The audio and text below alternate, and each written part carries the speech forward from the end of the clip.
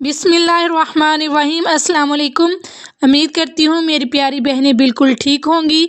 आज उनके लिए स्पेशल वीडियो लेके आई हूँ हामिला औरतों के लिए।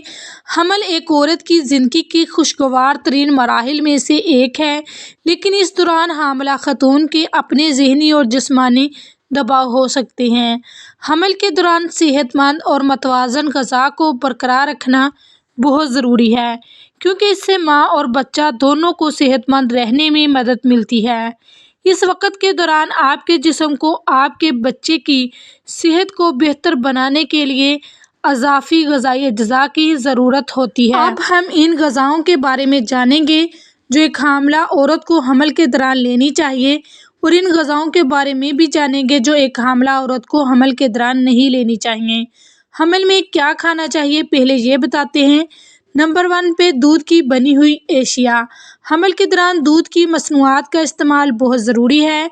ये आपको प्रोटीन और कैल्शियम की अज़ाफ़ी ज़रूरत को पूरा करने में मदद करता है, जो आपके बढ़ते हुए बच्चे की नशोनुमा को सहारा देता है। दिन में कम से कम 1 गिलास दूध पिएं और अपने बच्चे को सेहतमंद रखने के लिए दही, पनीर और देसी घी का इस्तेमाल ज़्यादा करें। नंबर 2 अंडे। अंडों को बहुत से लोग सुपर फूड समझते हैं, क्योंकि ये विटामिन्स, प्रोटीन्स और मादनियात का बेहतरीन ज़रिया है। अंडों में मौजूद प्रोटीन बढ़ते हुए बच्चे के लिए अच्छा होता है, क्योंकि ये बच्चे के खुलियात को तैयार और मरम्मत करता है। मज़ीद बरआं अंडों में कोलिन की मकदार ज़्यादा होती है, जो कि पैदाइशी बच्चे के दिमाग और असाबी निज़ाम की नशोनुमा के लिए नहायत ज़रूरी है, इसीलिए अंडे का इस्तेमाल करना चाहिए। नंबर 3 पे विटामिन डी।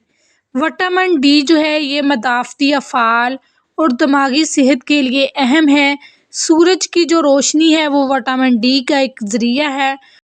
विटामिन डी की कमी को मल्टी विटामिन्स के साथ भी पूरा किया जा सकता है।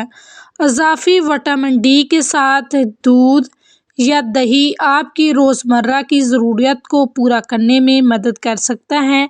मछली, मशरूम, मज़बूत अनाज और ग़िज़ाई सप्लीमेंट्स में भी विटामिन डी मौजूद होता है। नंबर 4 पे पत्तों वाली सब्ज़ियाँ। पत्तों वाली सब्ज़ियाँ ग़िज़ाइयत से भरपूर होती हैं और हम सब जानते हैं कि ये जिस्म को बहुत सी बीमारियों से बचाने में मददगार साबित होती हैं। Antioxidant, calcium, protein, fibre, folate, vitamins और पोटाशियम बेहतरीन ज़रिया हैं और खुराक में एक बेहतरीन इज़ाफ़ा है।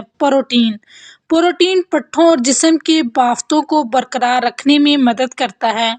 ये बच्चे की नशोनुमा के लिए भी अहम है, ख़ास तौर पर दूसरे और तीसरे समाही के दौरान प्रोटीन का लिया जाना माँ और बच्चे दोनों की सेहत के लिए बेहद ज़रूरी है।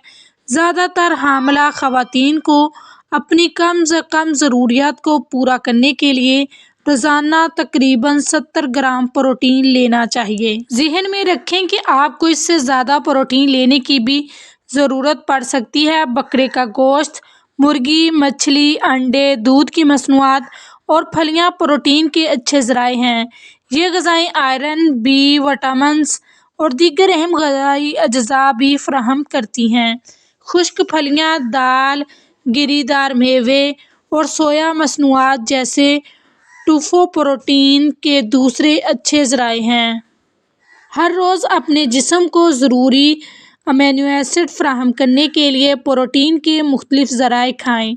ज़्यादातर सब्ज़ी को पसंद करने वाले लोग प्रोटीन में फलियां, दूध, दही, अंडे और सोया की मसनूआत शामिल करें। हामिला ख़तून अपनी प्रोटीन की ज़रूरत सोया से पूरी कर सकती हैं, जो कि प्रोटीन का एक मुकम्मल ज़रिया है।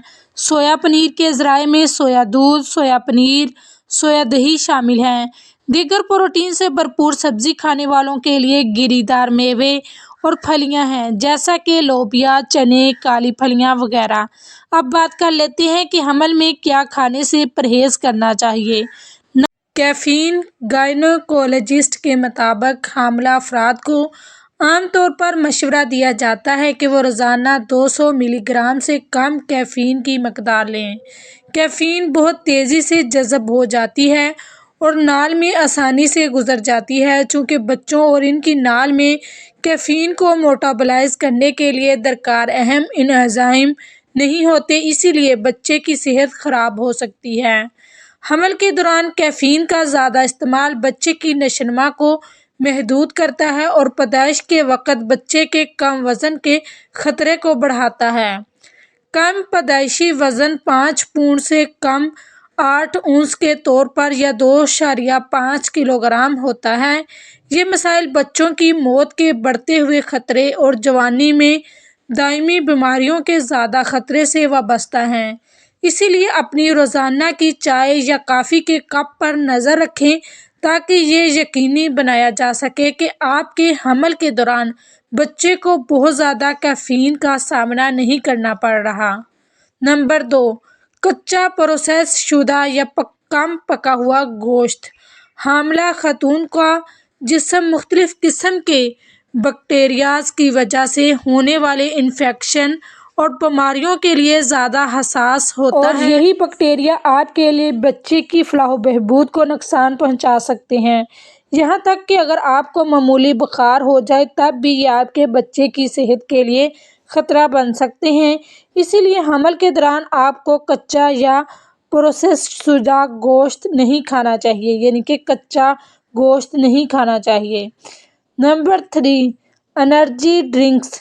انرجی ڈرنکس میں بھی کیفین اور دیگر اجزاء کی مقدار زیادہ ہوتی ہے جو آپ کے بچے کے لیے نقصان دہ ہو سکتی ہے۔ نمبر 4، زیادہ کیلوری والا کھانا۔ حمل کے دوران زیادہ کیلوری والا کھانا جیسا کہ کیک، کوکیز، بسکٹ، چپس اور کینڈی کو کم سے کم کھانا چاہیے کیونکہ ان میں سے بہت سے اجزاء چینی اور چربی میں زیادہ ہوتے ہیں۔ ان میں غذائی اجزاء کی مقدار کم پائی جاتی ہے۔ یہ حاملہ عورت کے لیے صحت مند وزن کو برقرار رکھنے میں بھی ایک مسئلہ پیدا کر سکتے ہیں اور ساتھ ہی بچے کی صحت کے لیے بھی غیر مناسب ہو سکتے ہیں۔ آئی ہوپ آپ کو ان ساری چیزوں کی سمجھ آ گئی ہوگی کہ کیا چیزیں آپ کو یوز کرنی چاہیے حمل کے دوران اور کن چیزوں سے بچنا چاہیے۔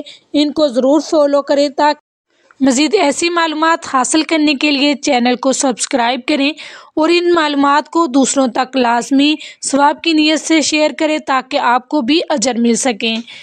جزاک اللہ۔ السلام علیکم ورحمۃ اللہ وبرکاتہ۔